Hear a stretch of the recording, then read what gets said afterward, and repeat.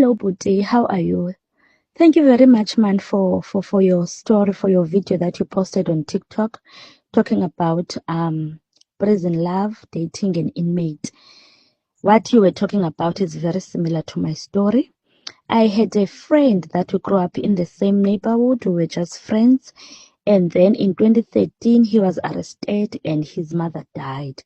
I learned that his mother died. And then, since I knew his family history, I understood that now that the mother is no more, he's not going to have anyone who is going to look after him whilst he's in jail. I offered myself to buy him toiletry on a monthly basis. Okay. I did that. He came. And then, if I'm not mistaken, 2014 or 2015, one of his family members died. And then that family member left the money that was divided amongst them. He said his share must be given to me. And then now, whenever I go to see him, I will use his money. And then he gave me an order saying I must buy rings for him. I said he wants to get married. And then when I went to give him the rings, he proposed. Apparently, I was the one he was buying the rings for. I accepted the proposal. We continued dating. A year or 2 years later, he got sick, very, very sick. He was hospitalized there in jail, and they didn't know what was wrong with him. So I intervened again in the process. I intervened in the process, assisted the nursing, telling them they must run more tests.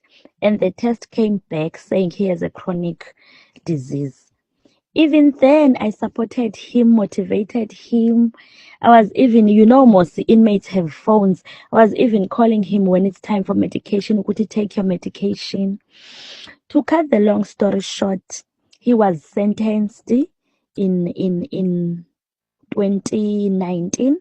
He was sentenced to life in prison and some years on top. And then he appealed. After appealing, the lawyer that was representing him didn't follow up on the appeal. And then I was doing follow-up, checking how far is the appeal. I learned that the lawyer didn't go to court, and then the appeal was cast off the roll. I re-appealed again for him.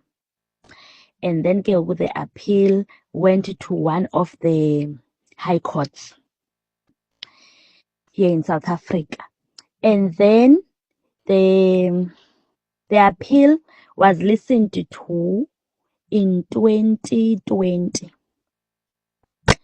And then he got out. When he got out, he didn't have a place to go. He asked me to stay with me.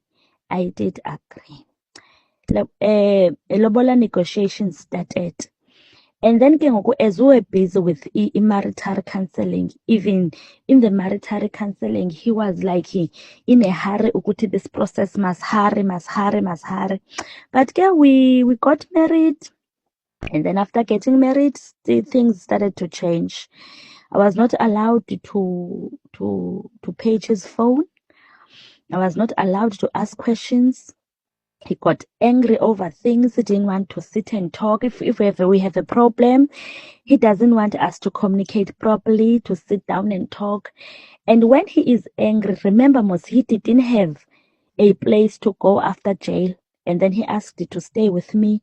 But now, whenever we are having a problem, he will pack his clothes and go to his family, which didn't visit him for all these years that he was in prison.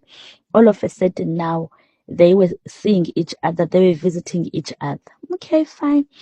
As time goes, I noticed, man, that this guy doesn't love me as the wife anymore, but he doesn't want to let me go. Maybe because of the provision I was giving him and because of the shelter I was giving him.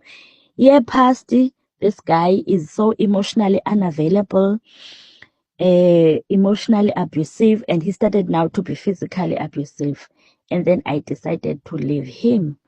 After leaving him, I learned that he had a girlfriend.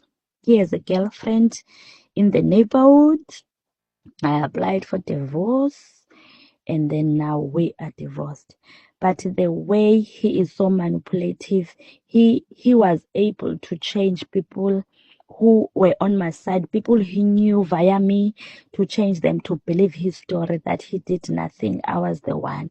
So, Budi, what you are saying is very true. Uguti inmates don't love anyone. They are just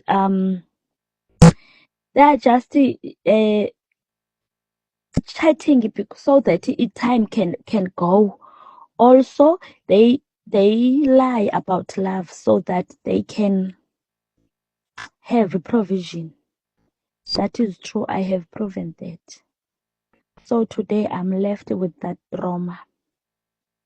People warned me against this guy, and I was so blinded, because every time I speak with him on the phone, he was saying exactly what I want to hear. He was telling me exactly what I want to hear. I didn't even do a proper background check about him, how he grew up, how he does he see things. I didn't do that. So thank you very much for your story. I have learned a lot, and your story have answered my questions, because at times when I'm suspecting things, I talk to people, won't believe me, as if I'm exaggerating or I'm making things up. Thank you very much. Hello Mzansi, welcome to Mgosi Mzansi. If today is your first time visiting this channel, please do the right thing and click the subscribe button. Nangisisi uqoqa story sakhe sokuthi kwendakalani adate ne-inmate ke sana.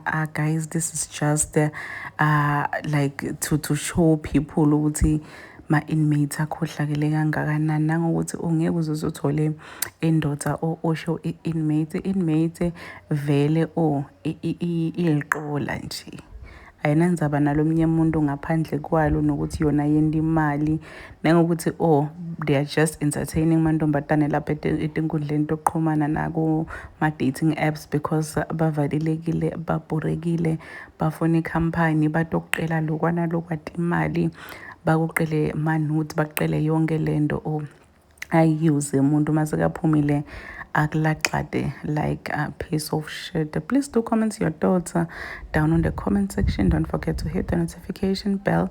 I'll see you on the next one. I'm signing out. Goodbye.